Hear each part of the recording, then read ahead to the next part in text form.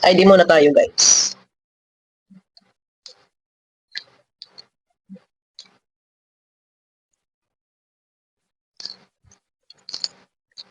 Ayan, mega love shout out sa magandang araw.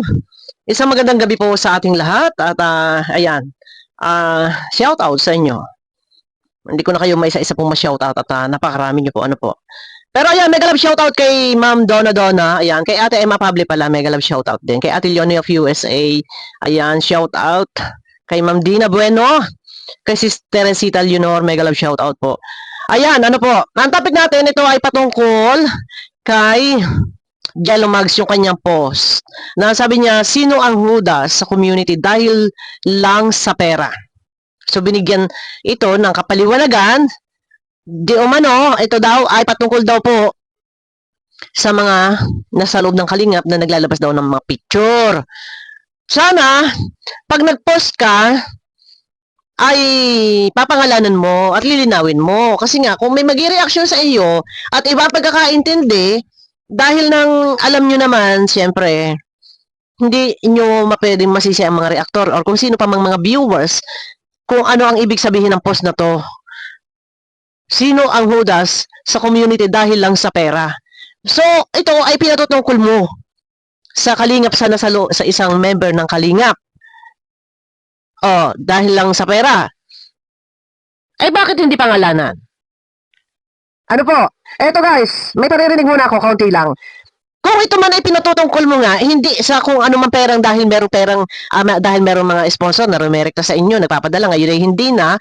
So kung hindi man iyon patungkol dyan, at patungkol sa larawan, okay fine, naiintindihan po natin, naiintindihan na ito ay patungkol, di umano, na kapag may mga event-event or mga, ano mang mga ganap dyan, ay meron na nagpipicture-picture, nagpapasa, may naglilik na picture, may lumalabas sa picture, inilalabas, pinapasa daw sa mga sponsor. Okay, no problem yun. Nandun na. Sige, kung iyon ang dahilan, ano?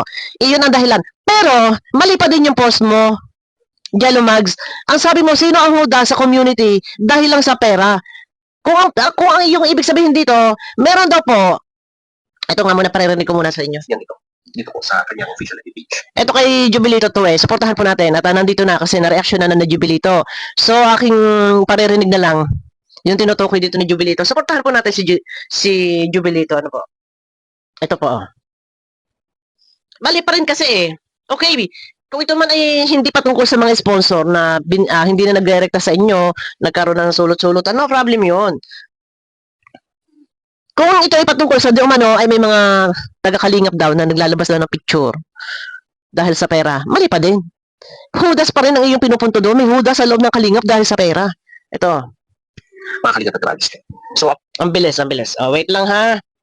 Supportahan po natin guys si Jubilito TV official. Ano po? Ayan. Upon watching sa live po, mga kalingap at kabagis, no? Nanood siya sa live ni Jubilito. Na live streaming po ni Jello Mags. Jello.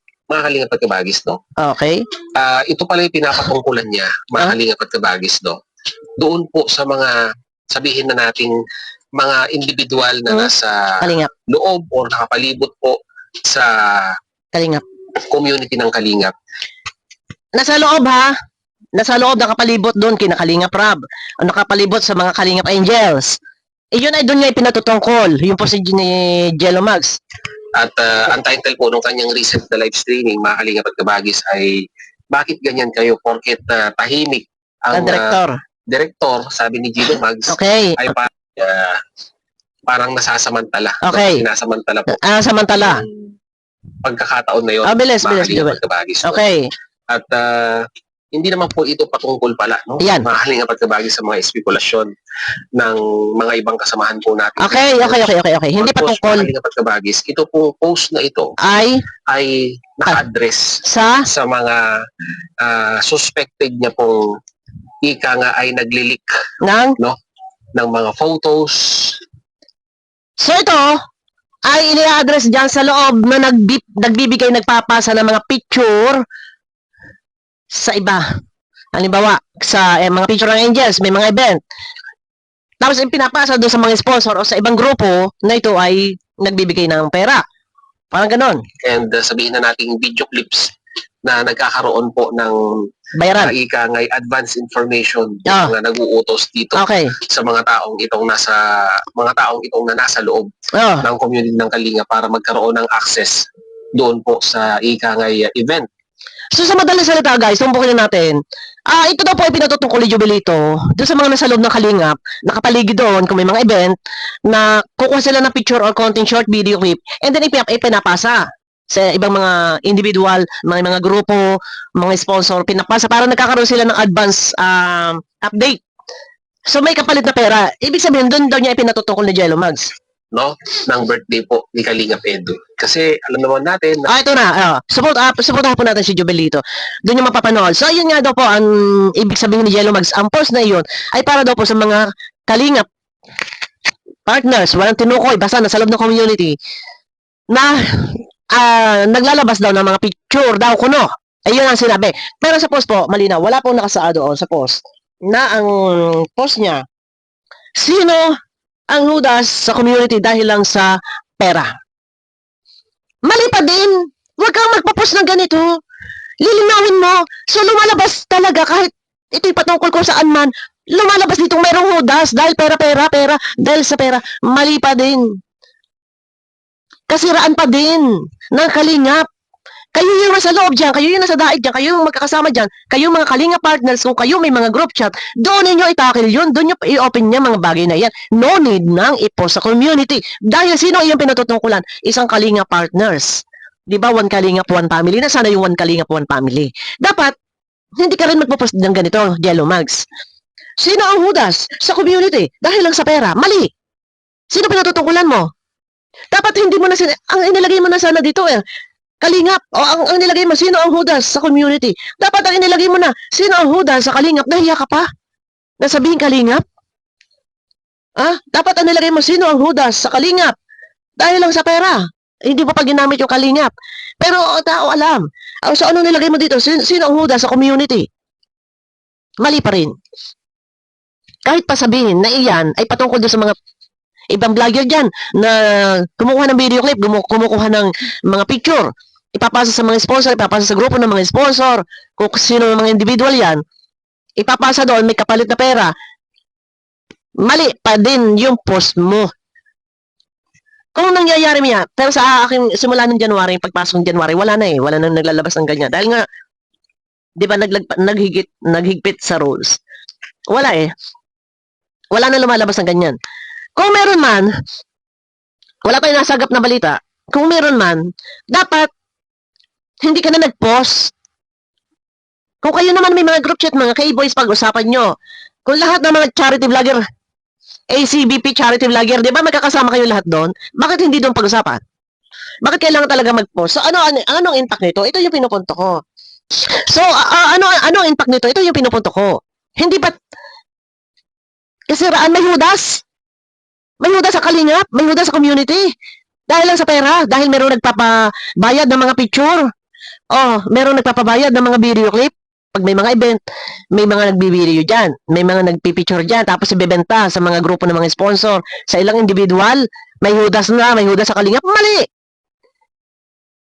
Mali, hindi ka na dapat nagpo-post dito. Dahil, ikaw nga nasa loob tayo ng umbrella. Kumbaga nasa isang big kiss na walis. Hindi ka na dapat nagpo-post ng ganyan. Dahil, ano na lang sasabihin ng iba? Ayan, ganyan naman dyan. Nadadami na sila Kuya Bal. Mali yun. Nasa isang big kiss ng walis, magkakadikit, magkakasama, kumbaga magkakapatid. Hindi man pare-pareho ang haba, pero nasa isang big kiss ng walis. Dapat, ikaw pangunahan mo pa din na protektahan ang iyong mga kasama, hindi yung may pinatutungkulan ka, ipinopost mo pa talaga. Hindi mo ba kaya pangalanan? Kung meron man talaga, para kung may sapat ka namang ebidensya, bakit ba? Wala kayong dapat ikatakot. Kung ako lang may hawak ng sapat na ebidensya na si Poncio Pilato ay nagpasa ng screenshot, nagpasa ng picture, nagpasa ng video clip ng ganap ni Edo na hindi pa na-upload ni Kalinga Prab. Kung ako lang may hawak niyan, verbal, walang masama, walang mawawala. Magalit kung sino magalit. Kung nare-real talk, ilalabas ko kung meron. Kung meron akong alam na kung sino man dyan sa vlogger na meron nagpapasa ng ganito at may kapalit na pera, ilalabas ko yan. Bakit? Sa katotohanan tayo. Hindi ako matatakot. Bakit ako matatakot? Wala akong ginagawa. Bilang pagmamalasakit, dapat ganun ka. Jello Max, bilang pagmamalasakit sa Kalingap, pangunahan mo na kung may alam ka kung sino yan. Sitahin mo na kung may sapat kang ebidensya. No need ka na magpo-post ng ganito. Dahil doon nagkakaroon ng bashing at hindi maganda pakinggan. May hudas sa loob. Ano na lang magkakahudasan dahil sa pera-pera, puro hudas. Bo, 'di ba? Ang pangit, may hudas. Dahil sa pera, so pera-pera. O, 'di ba? Pangalanan mo para hindi nadadamay ang iba. Para hindi na name drop yung iba, pangalanan ninyo. Kung sino yung alam mo, kung sino yung alam ninyo, may sapat kang ebidensya na ito, si ganito, nagpapasa ng picture doon, nagpapasa ng video clip doon, yung ganap na Edo, may kapalit yung pera, binayaran siya. Bakit kayo matatakot? Wala kayong dapat ikatakot. Basta na sa tama. Ano? Basta na sa tama yun. Pangalanan ninyo. Oh. Kahit man ito, ano nga daw, hugas kamay. Napakabait, ayon sa title, napakabait ng direktor, parang sinasamantala. Eh, yun naman pala nga, ando na tayo, na aawa kayo dahil naabuso si Kalinga Prab. Eh, bakit nga hindi ninyo pangalanan na magkaalaman? Kung ako lang talaga, bakit ba? Hindi ko ilalabas, bakit ba ako matatakot? Wala akong ginawang masama, ito yung totoo. Bakit kayo naglalabas ng mga picture dyan na hindi pa na-upload ni Kalinga Prab? Oh, kung kayo nagmamalasakit, hindi nyo kailangan ganito para pa kayo nang poprovoke sa mga ibang vlogger dyan na hindi ninyo pinapangalanan. Nagkakaroon ng mga spekulasyon, mga haka-haka, nagkakaroon ng name drop, ay ditombokin. Kung sinong alam ninyo. Ayun lang yung pinupunto ko.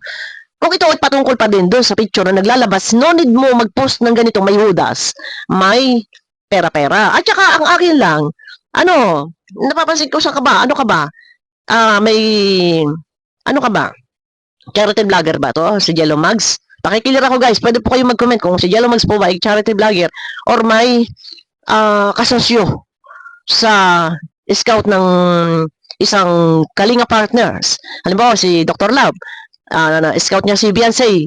Kasosyo po ba doon? Si Jello Mags? Ay, ano ba? Ano ba to? Ano ba to? Paki-correct, ano ba si Jello Mags sa Kalingap? Charity vlogger? Ano ba? Hindi ko alam. So yun, ito ay malinaw. Kung ang ibig sabihin ng post si Jello Mags, ito daw ay patungkol daw doon sa mga nagpapakalat daw ng mga picture, video clips sa mga event sa Kalingap na hindi pa naman na-upload ni Kalingap Prab. Iyon daw ay doon, para doon. Ay bakit mo kailangan pang mag-post na may hudas sa Kalingap? Sino mapuprohan, sino malilintikan dito? Hindi ba't kapwa Kalingap? Kapatid sa loob ng Kalingap? Oh, di ba? Oh, bakit wala ba kayong pagkakaisa, mga charity vlogger? Wala ba kayong pagkakaisa dyan? Hindi ba kaya na magkaroon ng usap-usap kayo sa group chat ng ACBP? Charity vloggers? Group chat? Kalingap community group chat? Di ba? Ang daming group chat. Kalingap Partners group chat? Ang daming group chat Di ba? Pwede kayo mag-open ng inyong mga, kahit sa landing pad, pwede kayo mag-open doon kung kaimportantehan. Pwede namang itakil po iyan. Kesa po na magpo-post ng ganitong may hudas sa loob ng community, ay sa comment section nagkakaroon doon ng iba't ibang mga post ng comment ng iba kung sino-sino napapangalanan. So kayo, kung ang mga reactor man, ay ang tinutumbok dyan ay dahil may mga sponsor na umayaw sa inyo, sponsor na ganito, ganyan, ay sabi hindi daw iyon. Ito daw ay patungkol daw sa mga ilang Kalinga Partners dyan. Ay di, bakit nga? Kailangan mo pang mag-post yan ng hudas? Sinong hudas? Alam mo, ang hilig natin magsasalita ni Jello Mags. Dati daw, minura niya si Founder Kininayaw. Puking ina, sabi niya, puking ina mo na. Puking ina nyo na. Tapos yun, hudas. Iwasan mo yan, Jello Mags. Mali pa din. Nagpo-post ka? Ganito, hudas. Magpo-post ka ng ganyan. Kuno, hudas. Mali yan, hindi tama yan. Huwag ka magpo-post ng ganyan. Lalo pa mga pera-pera. Ano na lang sasabihin ng tao? Puro pera-pera na lang. Pwede nyo naman pag-usapan yan. Pag-usapan. Ayun na. Comment kayo guys. Ano po? Ang akin naman, kung ito man ipatungkol pa rin sa di man meron nag-leak na picture. Pagka may mga event hindi na-upload ni Rob, ay lumalabas agad. Marapat ba mag-post ng sinong hudas sa community? Ay walang pinangalanan. Ay hindi alam na tao na ito ay patungkol sa picture. Kagabi lang binigyan ng linaw. Sino dapat sisihin dito? Kung iba yung mga spekulasyon ng mga tao. Di ba? Sino dapat sisihin kung iba yung mga isip nila? ay hindi mo inayos yung post mo. Kung inayos yung post mo, dinagdagan mo, mga nagsisend ng picture, mga nagsisend ng mga video clip sa ibang mga sponsor, sa ibang mga grupo ng sponsor, di sana naintindihan kung para saan niya yung pinatutungkol na iyan. Ay wala ka naman sinasabing ganun eh. Di ba? Kaya kung ano man yung mga isipin ng tao, ano man yung mga sinasabi nila, wala kang magagawa. Kung naghalo-halo na, nagkarambulan na ang kanilang mga tamang hinala, kung ano man yung mga spekulasyon na yan nila, wala kang magagawa kasi maling-mali ang post mo at saka hindi ka dapat nagpo-post ng ganito, may huda sa community. O, baka isa ka din doon, siguro. Sorry. Isa ka din doon. Baka, ha? Dahil ikaw, ay hindi naman nagpo-post sa charity. Ikaw ay nakikiblag-blag kay Beyonce. Ay may sponsor na baka nambunat. Tanong ko lang, hindi man kita inaano. Ngayon, yung hudas-hudas, baka ikaw. Ha? Ikaw ba? Ikaw din? Hudas ka din? Tanong ko lang naman. Pasensya na ganito ako mag-reaction. Ito, sabi ng iba, hindi mo na kayo, may nagko-komento kay Jubilito, may nag-reply sa comment ko. Hindi mo na kasi kayo nag-analyze. Kasi ano ganito, hindi tungkol yan sa mga sponsor. Yan ay tungkol sa picture. Yes, tungkol sa picture. Kung meron man na nagpapasa ng picture sa ibang individual, sa ibang sponsor, marapat pa rin ba, mga tanga lang, marapat pa rin ba mag-post ng ganito na sino ang hudas sa Kalingap community dahil lang sa pera? Marapat pa rin ba talagang i-post yung ganito? Tanga lang yun, nag-reply doon sa comment section, sa post ko, sa comment ko kay Jubilito, tanga ka. Mali pa din ang mag-post kasi nakasalalay dito ang Kalingap community. Na-highlight na maisipin ng tao, pera-pera, may mga hudas na pagdating sa pera-pera. O, di ba? Tanga lang. Yun nag-reply doon sa comment ko kay Jubilito. Ngayon, kung sana naman, hindi nyo rin masisisi kung may mga iba-iba ang opinion ng tao. Dahil walang linaw. Wala siyang ina-address na ito ay patungkol sa mga naglalabas ng picture. Kaya kung ano man ang mga sabihin ng mga opinion, kanya-kanyang opinion, wala kayong magagawa. Kasi kung hindi ba naman, itong si Jello Mags, kung hindi ba rin naman isang ano din, di sana inayos niya yung post niya. Nasa ganon, walang dadamay na iba, tsaka hindi na dapat nagpo-post. Di ba? Abangan nyo ko guys sa aking next video. Mega love shoutout. Mali po yan, hindi na dapat mag-post yan. At meron dyan nababanggit na community, Kalingap community. Abangan nyo ko guys sa aking next video. Mega love shoutout po sa inyo lahat. Pakiclick naman po ng thumbs up.